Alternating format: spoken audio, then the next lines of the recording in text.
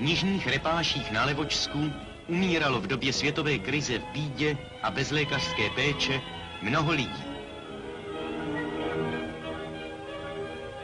V minulých dnech navštívilo zdejší zdravotnické středisko 12 lékařů z Levoče.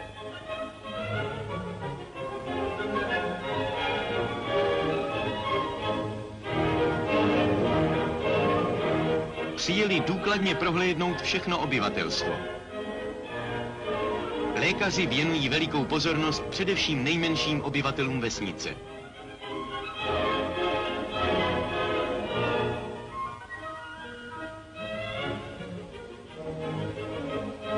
Zdravotní stav obyvatelstva se díky dobré lékařské péči stále zlepšuje a tak se průměrný věk rychle prodlužuje i tam, kde kdysi panovala jen bída.